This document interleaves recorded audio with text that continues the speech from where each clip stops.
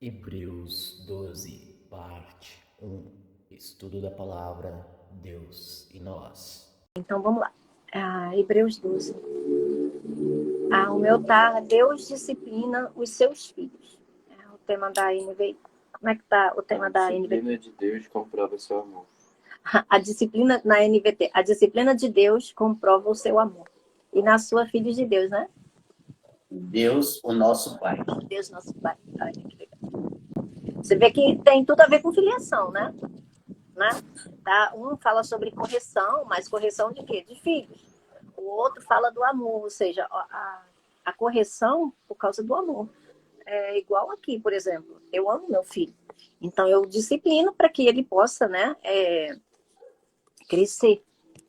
E quando a gente cresce, a gente deixa para trás as coisas de menino, né? Mas se a gente não é educado, né, nesse sentido, se a gente não é corrigido quando a gente faz algo errado, então aquele ato vai continuar até ele ser corrigido, né?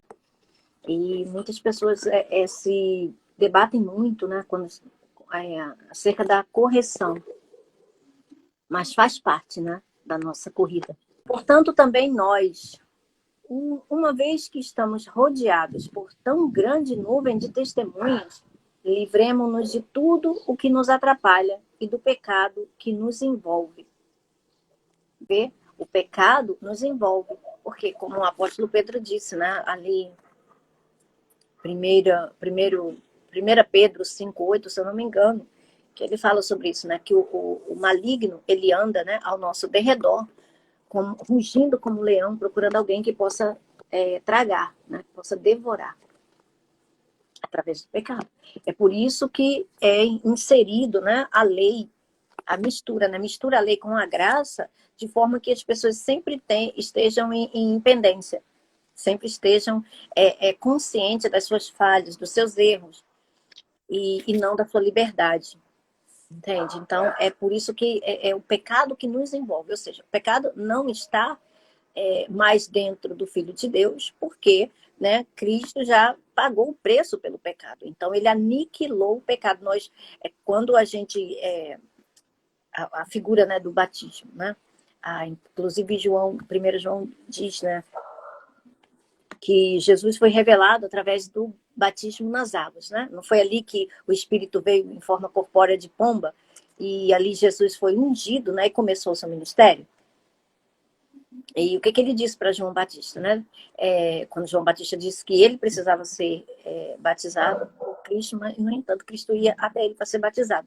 E Jesus disse, não, deixa que seja assim por enquanto, para que seja cumprida toda a justiça.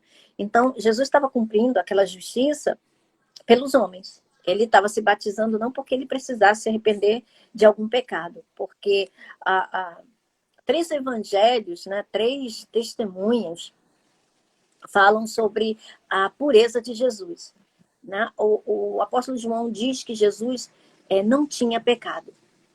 Não tinha. O apóstolo Paulo fala que Jesus não conheceu pecado. E o apóstolo Pedro diz que Jesus não praticou o pecado e nem foi achado engano em sua boca. Então, veja, é aquilo que o próprio Cristo nos ensinava enquanto ele andava, né, por Israel, enquanto ele andava aqui no mundo. Ele, como estava em corpo físico, então ele estava limitado, né, ao território de Israel, porque ele veio como judeu, né, a salvação vem dos judeus. E ele dizia que a boca fala o que está cheio o coração. Entende? Então, desde o início ali, quando Deus viu, né, que a imaginação do homem era cada vez mais para o mal. Por quê? Porque está dentro, está alojado no coração. Aquilo sobe para a mente, veja, não tinha pecado. Então, não tinha, dentro do coração dele, não tinha pecado. Não conheceu o pecado, não subiu para a mente dele, não fez alojamento nos pensamentos, não se alojou nos pensamentos de Cristo. E aí ele não praticou. Entende? Por isso que Jesus disse, o que contamina o homem não é o que entra, ou seja, está falando dos alimentos, né? Que eles tinham uma série de regras e tradições para a hora do alimento, da alimentação, e uma série de alimentos que eram puros, impuros e tal, de acordo com a lei. Mas Jesus ali disse que tornou, né, todos os alimentos puros. Ele diz, né, que é aquilo que sai do homem, porque no coração do homem tem o quê? O homem natural. Quando Jesus estava em corpo físico, antes da sua morte e ressurreição, ninguém tinha nascido de novo, porque a semente ainda não tinha germinado, né? Ele ainda não tinha caído na terra, ou seja, ele ainda não tinha morrido e ele ainda não tinha ressuscitado. Nós somos os frutos, né, que foram gerados a partir dessa semente incorruptível que é Jesus Cristo. Então, veja, dentro dele não tinha esse pecado. Ele não conhecia, portanto, ele não conheceu o pecado. Ele não praticou o pecado. E não saiu pela boca dele o pecado. Então, você vê a diferença, né, do nosso Senhor Jesus Cristo. Ele não é só um exemplo.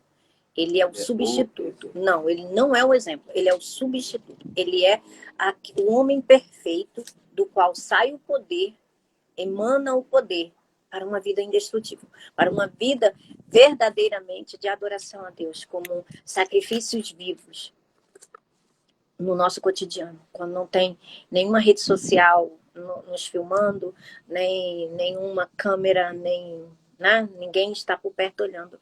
O Filho de Deus, quando ele é um filho que tem consciência espiritual, ele age como um verdadeiro filho de Deus, até quando está dormindo, né? Então, ele é filho de Deus tomando banho, ele é filho de Deus tomando café, ele é um filho de Deus em qualquer circunstância. Aliás, o filho de Deus nunca deixa de ser filho de Deus, ainda que as suas atitudes ainda não estejam alinhadas perfeitamente, né? E aí nem isso, né? Nenhum de nós ainda, por isso que a gente ainda está aqui.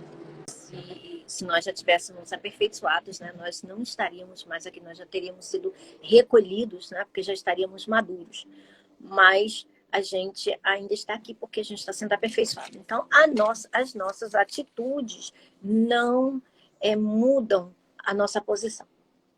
A gente pode ainda ter atitudes, né, vamos dizer assim, mundanas, né, atitudes ainda da natureza humana, mas isso não nos torna, isso não desfaz a obra de Cristo. Né? Nada pode desfazer a obra de Cristo. O que a gente pode fazer é crescer cada vez mais no conhecimento da graça, né? E do Senhor Jesus Cristo, para que a gente possa brilhar como filhos de Deus. Ou seja, como assim possa brilhar? É uma questão de poder. Quanto mais o nosso espírito recebe vida e espírito, ou seja, isso é acrescentado cada vez mais o nosso ser espiritual brilha, e quanto mais o nosso ser espiritual se torna incandescente, mais brilhante, mais as trevas que está em nós, ou seja, as trevas que veja, não está dentro de nós, mas elas avassalam, né, ao nosso redor, o mundo que a gente vive e as percepções, né, que a gente ainda precisa desconstruir através da vida com Cristo, através do Espírito. É o Espírito que emana o poder para a desconstrução ou regeneração dessa parte da natureza humana, que é composta pelo corpo e pela alma. Uma vez que o corpo ele não pratica nada sozinho, sem o comando, né, daquele que está ali, comandando tudo, então a alma, né, é a sujeita problemática e que necessita, que carece de salvação e de ser doutrinada. É por isso que os frutos do Espírito, né, são para o consumo da nossa alma. Assim ela vai se tornando cada vez mais adequada, né, para se unir verdadeiramente ao Espírito e assim se tornar um só ser. Porque, na verdade, né, nós somos os que nasceram do alto, são, vamos dizer assim, um ser tríplice. É um espírito que tem uma alma e mora em um corpo. Né? O nosso corpo é a nossa casa, é o nosso tabernáculo, é a nossa tenda. Interessante, né, que eu comecei a falar dessas coisas porque tem alguém que certamente precisa ouvir. E aí, quando a gente está fluindo com o espírito, né, um espírito vai falando para alguém. Então, tem alguém que necessitava ouvir, né, sobre essas coisas. Então, esse pecado, né, que nos envolve, ou seja, ele tenta nos agarrar, ele tenta nos fazer parar, né, nos manter em torno de coisas que são meramente humanas e não avançarmos com relação a quem nós verdadeiramente somos. Óbvio que nós não somos apenas um espírito, né? Porque nós temos uma alma e nós habitamos no corpo. Né? Então, se fosse para a gente ser só um espírito, Deus não teria nos dado um corpo. Ele teria feito as coisas da forma enfim, de uma outra forma. Mas nós não somos só um espírito, né? Nós somos esse ser complexo, assim como Deus. Né? Deus apesar de ser um só Deus, ele é Pai, Filho e Espírito Santo. Ele também é tríplice. Então, um homem, para ser a imagem expressa de Deus, veja, Adão e Eva foram feitos à imagem de Deus, mas não uma imagem expressa. É apenas, vamos dizer assim, que fosse, né, algo parecido. Por quê? Porque Deus estaria dando a eles a capacidade de dominar sobre todas as coisas aqui na Terra, como Deus domina, né, sobre todas as coisas e na sua região celestial. Então, os homens seriam como se fossem deuses, né, com D minúsculos aqui na Terra, e com uma capacidade criativa e transformadora excepcional, né? Como nós sabemos, né? Hoje em dia, apesar de nós usarmos menos de 10% do nosso QI, né, do coeficiente intelectual, ainda existe muita coisa, né, bacana e muito avanço tecnológico e coisas assim, né, do império humano, né, que os homens fazem. Então, isso vem de Deus. Isso é algo, tá, que e não é apenas para os filhos de Deus. Deus deu uma alma criativa e extremamente inteligente para todos os homens.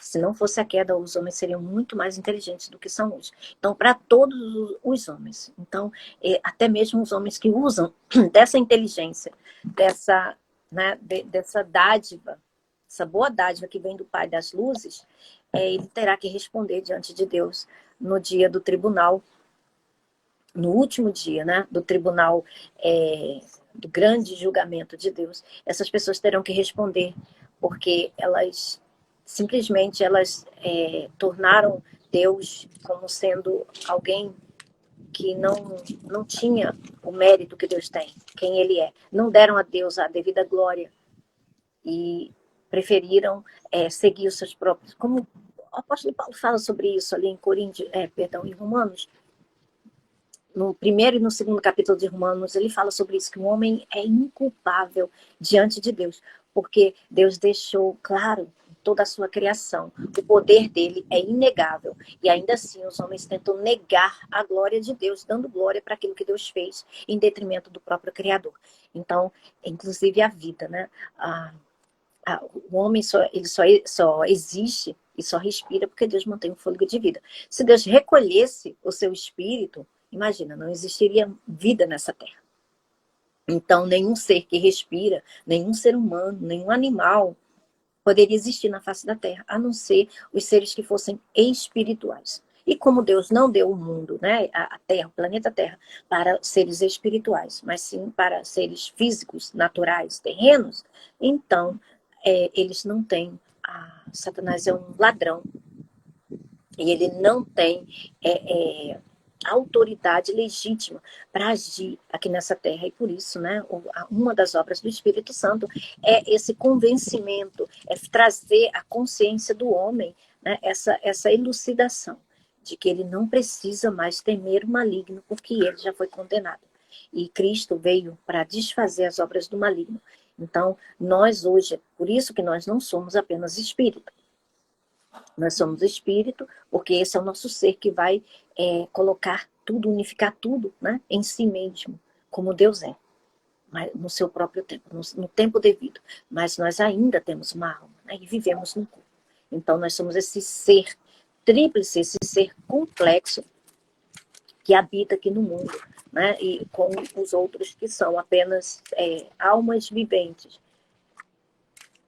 Ou seja, elas têm apenas uma fagulha de Deus, que é a centelha, que é o fôlego de vida, e não o espírito. Como disse João Batista, Deus não dá o espírito por medida. Ou ele dá, ou ele não dá. Então, o ser natural não tem um espírito, ele tem apenas um fôlego de vida. Tá? E quem nos conecta a Deus é o espírito. Então, uma pessoa pode ter no máximo uma inspiração, um insight, como diz o Vinho, um lampejo das coisas espirituais, mas elas não terão um relacionamento verdadeiro com Deus. Por isso que Jesus disse para aquela mulher samaritana, está chegando o tempo, e já chegou, né? Inclusive nós estamos nele, que Deus, né, procura os verdadeiros, o Pai, veja ali, não fala Deus, ele fala o Pai procura, é relacionamento, seja Pai, Deus é Espírito, né? Ali para aquela mesma pessoa, naquela mesma fala, Jesus fala que Deus é Espírito. E então ele está procurando seus filhos, né? Seus adoradores que o adorem em espírito e em verdade. Então, para se ter um relacionamento verdadeiro com Deus, é necessário nascer do alto, é necessário nascer do Espírito, é necessário nascer de Deus. Tá bom? Então, por isso nós estamos reunidos hoje aqui para não só os filhos de Deus, mas todo aquele que quiser conhecer sobre Deus, sobre a sua obra perfeitamente consumada na cruz e sobre essa realidade, né, que Deus tem para cada um que deseja, né, que quer ser mais do que um simples animal racional, quer ser mais do que apenas um ser terreno. Livremos-nos de tudo que nos atrapalha e do pecado que nos envolve, ou seja, livremos-nos, né? É tipo, sabe aquela mala pesada que às vezes a gente coloca coisa demais? Então, tem coisas que são, né? Então, e corramos com perseverança a corrida que nos é proposta. O apóstolo Paulo, né, tem essa mania, né? Eu até sinalizei aqui, a gente não vai ler tudo, senão vai ficar muito extenso, mas 2 Timóteo 2,5, ele fala sobre, por isso que a gente sabe, né, que se não foi o apóstolo Paulo que escreveu Hebreus, então foi alguém que andou com ele e trouxe os ensinamentos dele, né, no seu coração, na sua consciência, porque são, embora os eruditos, né, os estudiosos digam que não tem nada a ver com o apóstolo Paulo, tem. A gente encontra aqui muitos sinais de que é a impressão, né, vamos dizer assim, a impressão do Espírito aqui, dá para ver quem era o profeta, né? A impressão do Espírito deixa, assim, a gente perceber, né, um pouco do profeta, de quem escreveu, ou pelo menos, né, andou com ele, né? Porque são coisas bem, eu até sinalizei aqui para que não fique nada assim, né? Como eu sempre falo para vocês, a Bíblia responde à própria Bíblia. Não precisa da gente ir em nenhum outro lugar para poder buscar recurso, né, para responder a Bíblia, porque ela mesma se responde. Então, o que corrobora com o que está sendo dito aqui é 2 Timóteo 2,5, 2 Timóteo 4, do 6 ao 8, Filipenses, capítulo 3, versículo 14, e 1 Coríntios, capítulo 9, do versículo 24 ao 26. Veja, todas são cartas do apóstolo Paulo. Então, né, a gente assim... Veja, então, né, ele diz assim, né, livremos-nos de tudo que nos atrapalha, ou seja, deixa para lá, não dá bola para aquilo, não dá ênfase para aquilo, continua focando em Cristo. É isso que ele está dizendo aqui. Não dá ênfase para as suas fraquezas, sabe? Para aquilo que você vê de errado em você. Continua focando em Cristo. Continua olhando para Cristo. Entende? Por quê? Agora essa a gente vai ler porque é necessário. Segunda, é Cristo nosso alvo. E enquanto o contemplamos, somos transformados. Exatamente. Eu deixo sempre anotadinho aqui que é para me encaminhar mais fácil e mais rápido. 2 Coríntios 3,18. Você pode ler aí, Vini, por favor, meu amor? 2 Coríntios 3,18 na tua versão? Portanto, todos nós, com o rosto descoberto, refletimos a glória que vem do Senhor. Essa glória vai ficando cada vez mais brilhante e vai nos tornando cada vez mais parecidos com o Senhor, que é o Espírito. Viu que é o Espírito. Então, veja, a gente foca a nossa atenção, como ele está dizendo aqui, né? Fitando os olhos em Cristo, que é o autor e consumador da nossa fé. Quando a gente olha para Cristo, ou seja, o que é olhar para Cristo? Veja, Cristo é Espírito, a gente não consegue ver Cristo, na verdade, com esses olhos físicos aqui. Mas quando a gente ouve a palavra, as boas novas que falam sobre Cristo, veja, não é uma palavra que parece ser, mas não é. Né? Tem que estar falando sobre Cristo. Tem que estar falando sobre a obra de Cristo para que esse poder que é refletido, né, através dele, que é Espírito, possa refletir em nós como um espelho. Né? Imagina, se a gente tentar, pega um espelho e coloca no sol, a gente não vai refletir a luz do sol? Né? E se você pegar uma lupa ou qualquer coisa e canalizar aquele poder sobre uma folhinha ou sobre qualquer coisa, você vai queimar. Você vai conseguir extrair calor daquela luz. Entende? Então, assim também acontece conosco. Quanto mais a gente se expõe ao reflexo de Cristo, à obra perfeitamente consumada dele, o poder que existe nisso, por isso com os rostos descobertos, não como Moisés que cobria com um véu a sua face para que as pessoas não vissem, né? Aquela glória evanescente, ou seja, aquela glória que estava se dissipando, mas a glória de Cristo, né? Que é o ministério do Espírito, porque Ele é Espírito, né? Ela vai se renovando cada vez mais. Então, quanto mais a gente se expõe a Ele, mais parecidos com Ele nós vamos nos tornando. Por quê? Porque nós estamos sendo expostos à luz que é Deus, que é Jesus Cristo. Essa luz emana não só a claridade, né, o resplendor, mas um poder que ele é invisível aos olhos, mas ele traz, através da nossa fé, como nós já falamos no capítulo anterior, a forma, por isso que ele é o autor. Veja, o que é um autor? Autor é quem faz, não é? É alguém que traz algo, né? Que é da sua autoria. Foi ele que criou, foi ele que fez. Então, quem é o autor e consumador da nossa fé é Cristo. Então, veja, se a gente ainda reclama que a nossa fé é pequena, que a nossa fé é insuficiente, cara, não foca na tua fé, não. Foca na fé de Cristo. Foca na fé dele. Porque ele é o autor dela e é o consumador dela. Então, se a nossa fé é fraca, ela é pequena, e lembra que Jesus disse, né, para os homens, vocês que têm uma fé pequena, né? Homens de pouca fé, homens de pouquíssima fé, homens de pequena fé. Porque eram homens naturais. Ele ainda não tinha morrido e ressuscitado para ser esse autor e consumador dessa fé, uma fé espiritual. Então, nós, né, como seres humanos, na nossa parte humana, que estamos acostumados a lidar e a manifestar e a girar ela, né, e produzir através dela. Veja, uma coisa é quando a gente produz algo através da nossa alma, tá? Da nossa pessoa humana, corpo, alma. Outra coisa é quando a gente produz algo através do Espírito. O Espírito sempre traz algo mais excelente. Então, quem comunica a nossa alma das coisas espirituais é o nosso espírito, porque o nosso espírito está em união eterna com o Espírito Santo, que é Cristo Jesus, que é Deus. O Espírito Santo é o dono da casa. Lembra que Jesus disse: se chamaram o dono da casa de Beelzebul, quanto mais falarão dos outros membros, né? Então, o dono da casa ali, que estava sendo chamado de Beelzebul, lembra que os fariseus disseram? Ele expulsa demônios pelo poder de Beelzebul. Então, Jesus disse: se chama o dono da casa de Beelzebul, então quem é o dono da casa? É o Espírito Santo.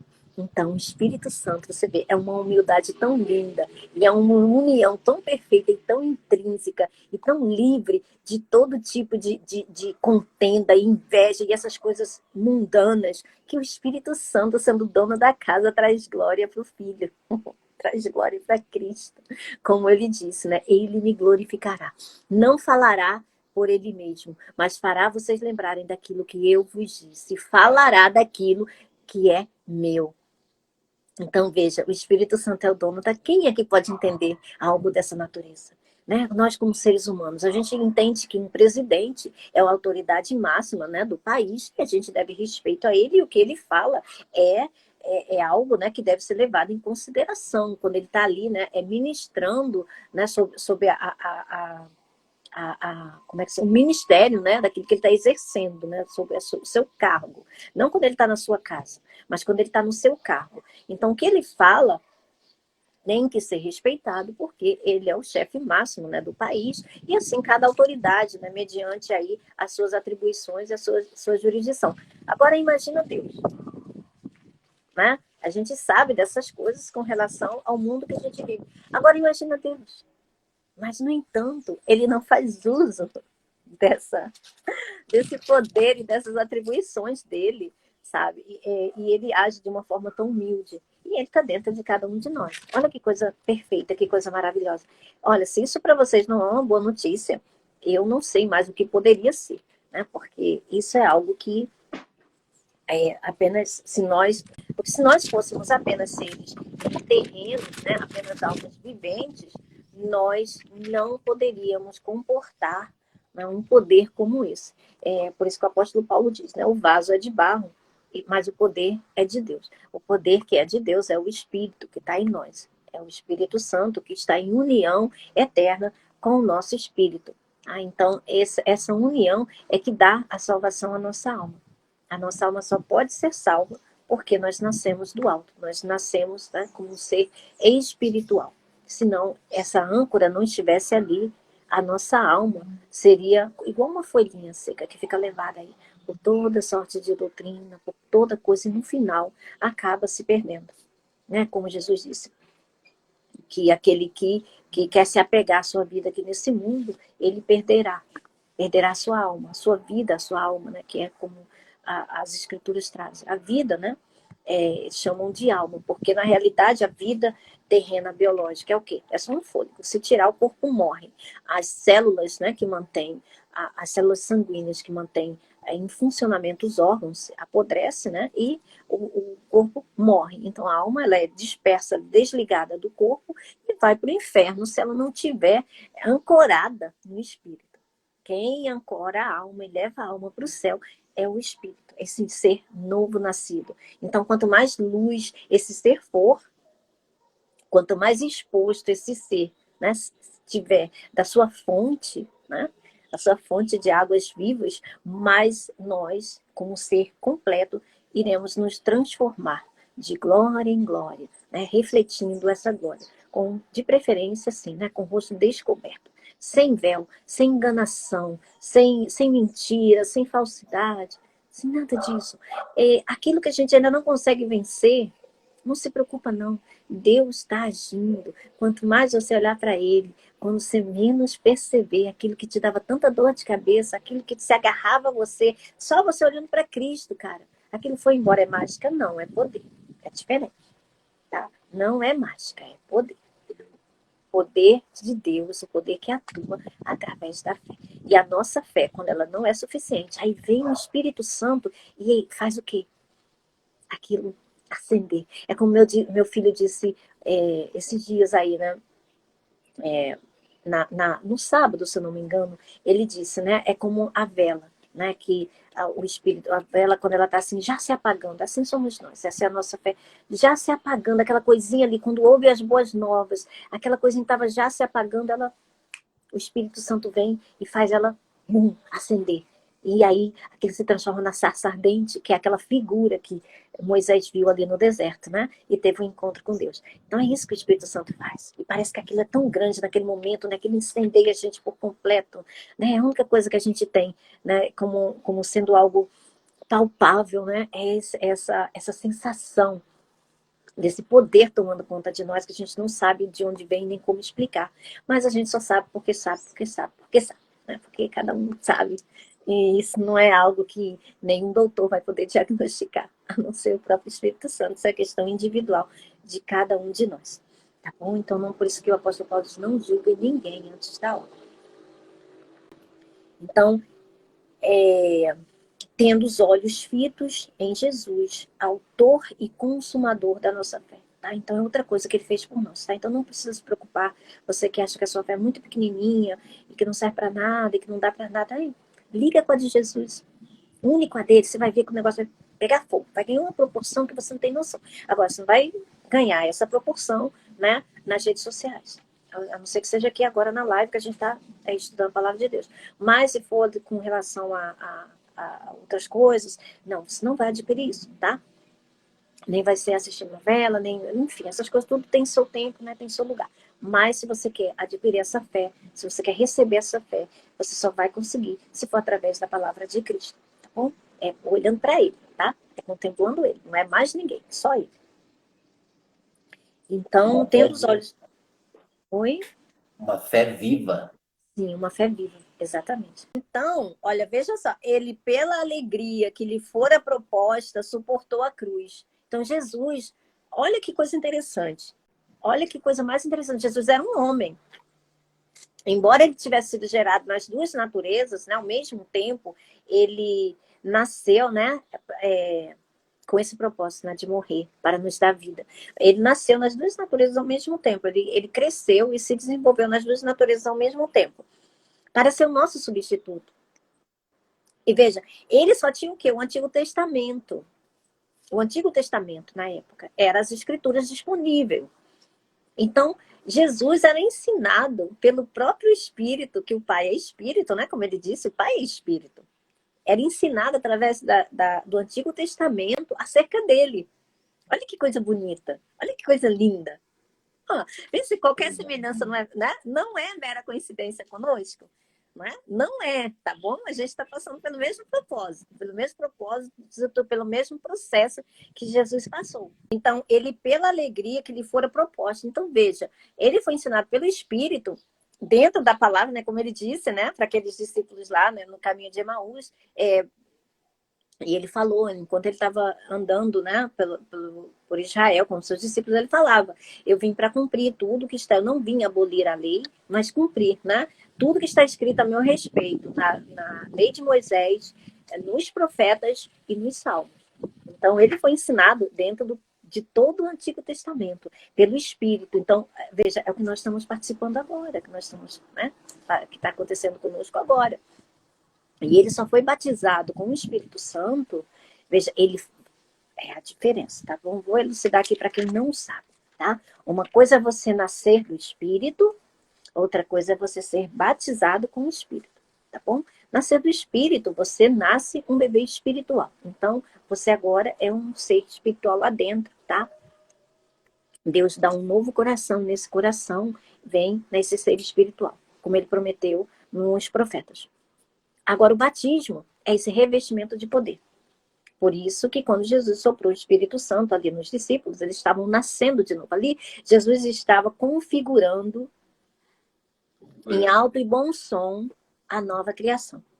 Ele estava fazendo a mesma coisa que foi feito no início em Gênesis, quando Deus soprou no homem, né, ali no barro, e ele se tornou alma vivente. Só que agora ele estava fazendo o quê? Espíritos vivificantes. E quem nos fala sobre isso de forma muito bem apurada é o apóstolo Paulo. Ele faz foi revelado a ele esse mistério, né? Entre a criação e a nova criação. Então o apóstolo Paulo fala, né? O primeiro ser, o primeiro Adão, o primeiro homem era terreno, era uma alma vivente, e o segundo e o último Adão era um espírito vivificante. Então, ele, pela alegria que lhe fora proposta, suportou a cruz, desprezando a vergonha. Ele desprezou a vergonha. Ele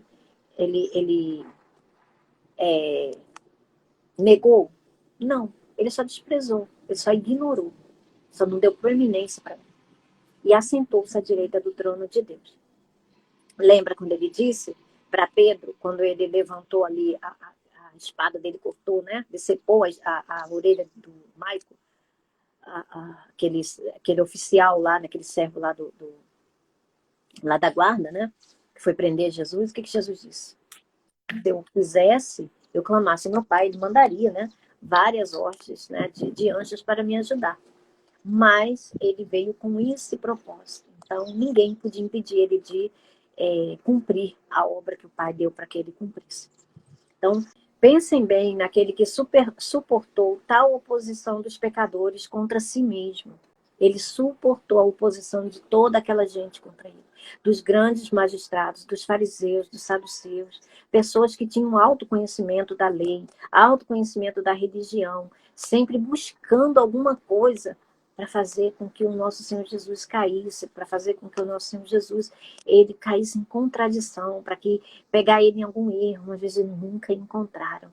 Não eram pessoas pequenas que tentavam ele, era o próprio maligno, usando as pessoas, né, de hierarquia mais alta. Então pensem bem naquele que suportou tal oposição dos pecadores contra si mesmo, para que vocês não se cansem nem desanimem. Viu? Se a gente estiver com os nossos olhos fitos em Jesus, a luz e o poder que propaga dele, né, vai vencer as nossas trevas. Na luta contra o pecado, vocês ainda não resistiram até o ponto de derramar o próprio sangue. Por quê? Porque Cristo passou por isso por nós. Foi a troca divina.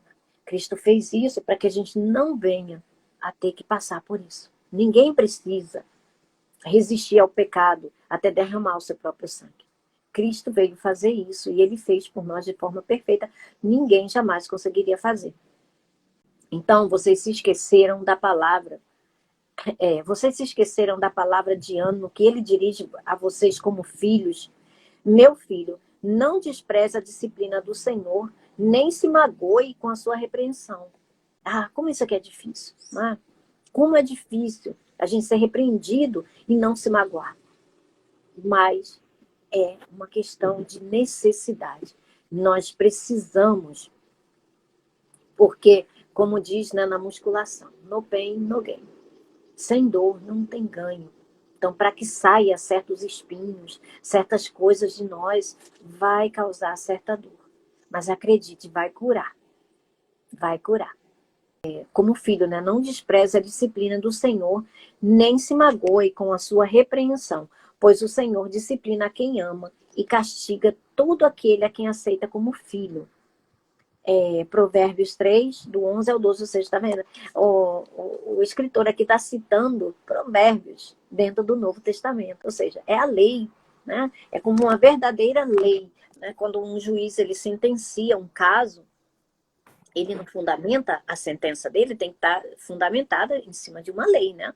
Então, a mesma forma, você vê que a palavra de Deus é a lei de Deus, tá? E Jesus Cristo cumpriu tudo tão perfeitamente que hoje a gente está vendo aqui que os autores, né, do Novo Testamento recorrem ao Antigo Testamento para fundamentar, para dizer, olha aqui, ó, mais uma coisa que foi cumprida através da obra de Jesus Cristo, né? Então, isso daqui é uma fundamentação legal, tá? Jurídica. Ou seja, isso aqui, gente, se a gente tem, né, assim, apreciação pela lei humana, imagina, isso aqui a gente está falando da lei espiritual, está falando da lei de Deus. Então, muito mais a gente deve ter, né, em estima, né, o que está escrito aqui na palavra do Senhor.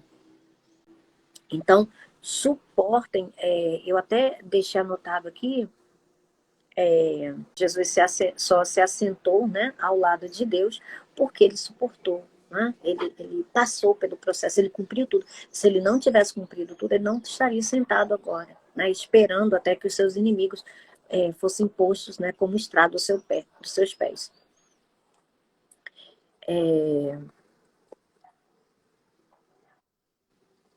Então vamos continuar. Suportem as dificuldades, recebendo-as como disciplina. Deus os trata como filhos. Ora, qual filho que não é disciplinado por seu pai? Qual de nós que não recebeu disciplina quando era criança dos nossos pais? E até hoje, né? Até hoje. Se vocês não são disciplinados, e a disciplina é para todos os... Veja, a disciplina é para todos os... Agora, veja, Deus não disciplina seus filhos, tá? Vou dar uma aqui de pastor Joseph Prince. Deus não disciplina seus filhos, nem com doenças, nem com acidentes, tá? Coisas desse tipo aí não, tá? Isso daí não procede de Deus. Deus disciplina os seus filhos com correções que levam você a uma mudança de atitude. Porque, veja, se Deus fosse corrigir o filho matando ele, teria outra chance para seria a correção? Ué, se ele morrer, qual vai ser o aprendizado que ele vai tirar disso daí? Não vai ter mais chance. Ele está sendo castigado, exatamente. Mas ele está sendo castigado, mas de uma forma desproporcional. Né? Isso não procede de Deus. Imagina, quem é que tem um filho, né, pequeno? Imagina, tem uma criança pequena, aí para a criança poder aprender a não botar a mão no fogo, você vai lá e enfia as duas mãos no fogo da criança. Pega as duas mãos da criança e enfia no fogo. Que tipo de mãe e pai faz uma coisa dessa? Ou então, para não brincar mais na rua, vai lá e joga a criança debaixo do carro para a criança ser atropelada. Que história é essa? Qual o pai ou a mãe que faz uma coisa dessa, gente? Quem faz um negócio desse tem que estar preso. Porque isso não é pai nem mãe, isso é o próprio demônio, em forma humana. Então, muito mais Deus. Se a gente para pensar, né? Como é que Deus vai punir, vai ensinar seu filho? Exatamente. Deus vai ensinar os seus filhos dando-lhe uma doença. Quer ensinar o quê? Com uma doença, gente? Como que é? Como o corpo se sarar? Como o corpo morrer mais rápido? Se a doença não foi dada por Deus. Deus não colocou doença no mundo. A doença veio através do pecado. Né? Uma consequência do pecado. Que é uma das coisas que a Bíblia chama de morte. Entende? Então, assim, Deus não disciplina com essas coisas. Deus disciplina nos ensinando. A gente, por exemplo, a gente passa por determinada situação. Se a gente não ouvir a voz de Deus, se a gente não for guiado pelo Espírito, se a gente não agir de acordo com as Escrituras, a gente vai ficar passando por aquela situação. Aquela situação vai ficar sempre reaparecendo na nossa vida, de forma que, como disse a Joyce Meyer, né? A gente vai ficar repetindo aquele teste até a gente ser aprovado nele. Aí a gente pode ir, né, para a próxima turminha, né? Porque, né, como ela diz, né, em Deus a gente não é reprovado. A gente fica ali estagnado, né, repetindo aquele teste com um chapeuzinho de burro, mas a gente não é reprovado. O Senhor permite que a gente vá. Suportem, viu, as dificuldades, recebendo-as como disciplina.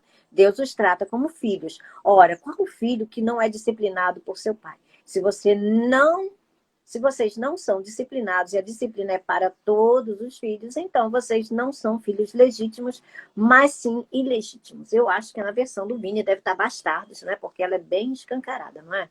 Não é, Vini? Qual parte do século 8? Versículo 8. Não, tá. Se vocês não são corrigidos como acontece com todos os filhos de Deus, então não são filhos de verdade, mas filhos ilegítimos. Ilegítimos? Na NTLH? Sério? Ok. Isaac, vê na sua, por favor. Hebreus 12, versículo 8. Tem alguma versão que fala que é bastardo. Será que é a ANC? Se Deus não os disciplina, se Deus não os disciplina, como faz com todos os seus filhos, significa que vocês não são filhos de verdade, mas ilegítimos. Ilegítimos? Então deve ser alguma rebuscada aí, deve ser a RC ou a NAA, ou até aquela que você gosta, né? A King James. Bastardos, mas sim, bastardos são filhos ilegítimos, né?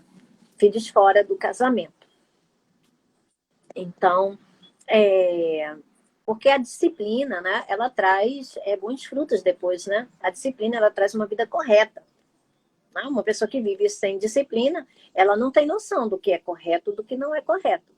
Uma pessoa que vive, né, igual Deus dará, como dizem. E isso não procede de Deus. Né? Deus é um Deus, é um ser extremamente educado. Né? A excelência é o padrão de Deus, né, que não é alcançado aqui nesse mundo. Então, um filho que está sem disciplina, verdadeiramente, né, esse não é o filho de Deus.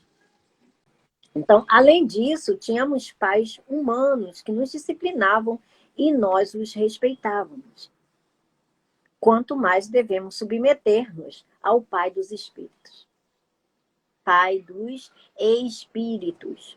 Deus nunca disse que era pai de Adão, mas Deus é pai dos Espíritos.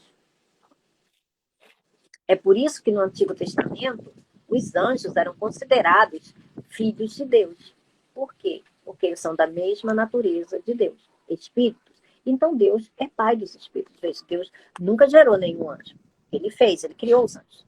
Mas ele era considerado, assim como José era considerado o pai de Jesus. Mas ele não era o pai de Jesus. Entende? Então Deus é pai de espíritos. Por isso que nós somos filhos de Deus. Não, a humanidade não é filha de Deus. Mas os filhos de Deus são espíritos. Ele só é pai dos espíritos. Né? Então, ele é o pai dos espíritos. Por isso que Jesus disse, o pai busca seus adoradores. O pai busca seus adoradores. Ele é espírito, então busca os adoradores que o adorem na sua natureza. Assim adorarão verdadeiramente. É isso que ele está dizendo. Uma adoração verdadeira não pode vir de uma outra natureza. Nunca aconteceu uma adoração verdadeira na face da terra para Deus. Entende? Para Deus. Embora tenham muitas pessoas que tenham agradado a Deus na sua vida terrena. Mas não era ainda. Essas pessoas, sim, foram aperfeiçoadas, né? Como diz Hebreus 11, como nós lemos, né? na aulinha passada, Hebreus 11. Essas pessoas foram aperfeiçoadas conosco. Não é? Elas receberam o aperfeiçoamento junto conosco quando nós recebemos Cristo. Né? Na vinda de Cristo, essas pessoas que estavam lá no mundo dos mortos, elas foram resgatadas por Cristo. Tanto Abraão, Adão e etc. E todos esses anjos, eles foram resgatados por Cristo e agora estão, né, nas regiões, lá no céu, né, na habitação celestial, vivendo de forma espiritual. Deus não recolhe seres humanos, ele recolhe aqueles que são espirituais. É por isso que o paraíso era lá embaixo e agora é lá em cima. Então, né, o pai dos que são dos que são naturais, não, né? O pai dos espíritos. E o Tiago, né? Tiago 1:17. Estou indo lá para longe, quando já é aqui agora. A gente já está terminando, gente, livro de Hebreus. Até Larissa riu. Tiago 1:17, ele fala assim: toda boa dádiva e todo dom perfeito vem do alto, descendo do Pai das luzes, de quem não há mudança nem sombras inconstantes. Então, esse Pai celestial, né, é Deus, é o Pai das luzes, é o Pai dos espíritos. Então, tudo isso aí é sinônimo, isso é uma forma de falar, né, da mesma pessoa. Está falando de Deus. Tá bom? Para assim vivermos. Ou seja, não é para a gente morrer, é para assim vivermos. Entende? Então, acidente, essas coisas, morte, tudo que dá em morte não vem de Deus. Porque Jesus não veio trazer morte, ele veio trazer o quê? Vida e vida com abundância. Agora, se a pessoa perde a vida, ou seja, né, a vida física, né, quem destrói o corpo físico, essa vida física, é o maligno. Aí essa pessoa vai viver com Deus, né? Obviamente com uma vida eterna. Mas essa não seria a vontade de Deus. Porque se Deus quisesse que nós fôssemos direto para o céu, né, vivermos como espírito, a gente não teria a chamada corrida da fé, né, que o apóstolo Paulo chama, né? A nossa vida terrena é chamada de corrida da fé. Nós não passaríamos por isso, a gente já iria direto, né? Por que a gente passa? É porque, né, as coisas precisam acontecer aqui nos moldes como Deus quer, né? E não mais daquela forma como era vivido antes, da forma como Deus quer, tá bom? Então, nossos pais nos disciplinavam por curto período, segundo lhes parecia melhor. Mas Deus nos disciplina para o nosso bem, para que participemos da sua santidade. Aí aqui, veja que coisa interessante, tá?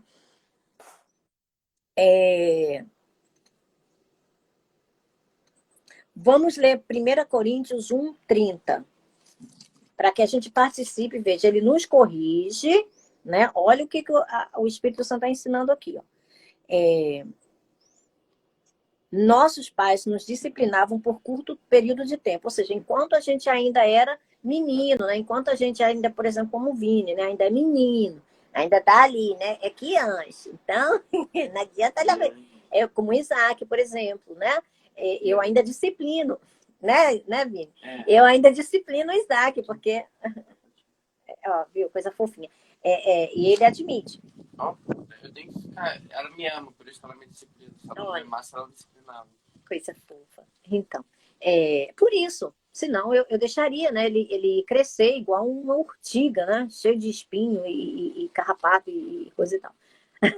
Mas eu disciplino porque eu quero que meu filho cresça o quê? Um lorde, né? Eu quero que ele cresça nos padrões de Deus, né? Aquilo que Deus me dá, né? Que isso possa ser irradiado para ele também, né? Para todos. Então, vamos para aí, meu filho, precisa aqui na minha mão rapidinho. Então, 1 Coríntios 1:30. Olha só isso. 1 Coríntios 1:30. Olha o que Deus fala. Olha o que Deus está falando aqui, tá? Mas Deus nos disciplina para o nosso bem, para que participemos da sua santidade. Então, quando Deus nos disciplina, é para que a gente participe da santidade de Deus, certo? Então, olha o que o apóstolo Paulo fala sobre isso. Tá? 1 Coríntios 1:30.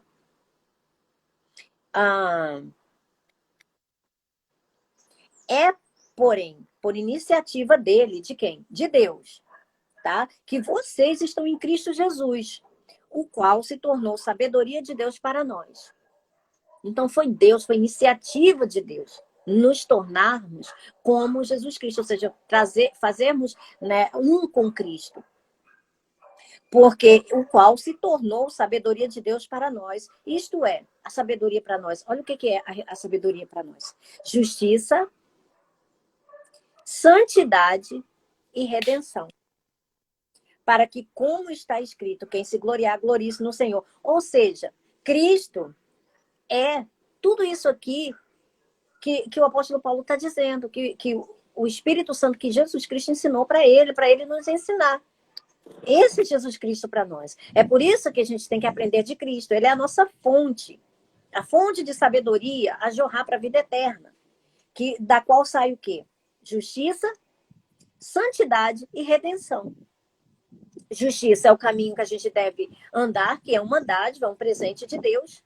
Né? A santidade, quem é fruto da justiça vive em santidade, vive separado dos demais do mundo. Não, veja, não vive no outro planeta, não é isso. Não pratica as mesmas coisas que as pessoas no mundo praticam, porque nós não somos comuns, nós somos filhos de Deus. Né? E redenção, ou seja, a redenção é a nova criação. É o processo pelo qual nós estamos passando até o dia que Cristo vai vir e vai nos dar um corpo glorioso como dele. Aí o processo de redenção está finalizado. Então, esse é Cristo para nós. Então, veja, a disciplina vem para nos tornar cada vez mais parecidos com Cristo. Então, se a gente tiver, ele está ensinando aqui, se você estiver olhando para Cristo, você vai estar recebendo tudo que é dele. Porque ele foi feito o quê? Sabedoria de Deus para nós. E o que é essa sabedoria? Isto é, justiça, santidade e redenção. Isso é por poder. Não é por obras, para que ninguém se glorie. É poder. Poder de Deus atuante em nós através do Espírito Santo, que está em união com o nosso Espírito. É o que a gente sempre repete. Tá bom? Aí tem também 1 João 3,3. Vamos lá, em 1 João 3,3. Todo aquele que nele tem esta esperança, purifica-se a si mesmo, assim como ele é puro. Viu? O Espírito purifica-se a si mesmo. Por quê? Porque ainda que o nosso corpo vá se desgastando, o nosso ser interior, o nosso homem interior, o nosso espírito vai se renovando de dia a dia, de glória em glória, por refletirmos a glória de Cristo através de nós. Entende? Por isso que ele se purifica. Quem tem essa esperança purifica-se a si mesmo. Então, quando o espírito vai se tornando cada vez mais luminoso, ele vai fazendo o quê? A regeneração no nosso corpo. Então, veja, enquanto o espírito vai se purificando a si mesmo, veja que a gente está falando, né? O ensino das boas novas vai purificando o espírito cada vez mais, ou seja, tornando cada vez mais ele luminoso, e a nossa alma vai sofrendo a metanoia, né? A mudança dos pensamentos, e o nosso corpo, obviamente, vai sendo santificado. Por quê? Porque se antes eu pensava que encher a cara de bebida alcoólica era bom, porque fazia eu esquecer os meus problemas, e agora eu prefiro assistir a um vídeo, né, do pastor Joseph Prince com a mensagem da pregação, da graça pura, genuína, ao invés de fazer aquilo, o que eu estou fazendo com o meu corpo? Meu corpo está recebendo vida ao invés de morte. Está negando as vontades da carne, fazendo a vontade do espírito, e nisso você está trazendo vida para o seu corpo. Exatamente, viu? E nisso eu estou trazendo exatamente. Isso é a metanoia, né? Não, a metanoia isso é na alma e a santificação no corpo. Então, e esse processo vem do espírito. Então, metanoia, porque antes que você gostava de encher a cara, agora você gosta. Sim, meu filho, mas isso aí não é a metanoia. A metanoia acontece na alma e o corpo acaba sofrendo a santificação. Entende? É uma consequência, é por isso que é uma cascata. Vem de dentro para fora. Vem do espírito para a alma e para o corpo. Viu? Ou seja, o espírito, né, nos envolve e nos dá esse desejo, vamos dizer assim, não, vamos substituir. Vamos, ao invés de ir, né, se reunir e fazer isso e aquilo que você já sabe no que vai dar, vamos assistir aqui um vídeo falando sobre a palavra da graça pura, né? E aí a gente está o quê? Se desintoxicando. Então a nossa alma está mudando o pensamento. Antes eu pensava de tal forma, eu estava fugindo de Deus. Hoje eu estou indo para Deus, para buscar nele aquilo que eu não tenho em mim mesmo. Porque do meu jeito, eu só estava trazendo o quê? Dor de cabeça, prejuízo, né? Tirando a saúde do corpo.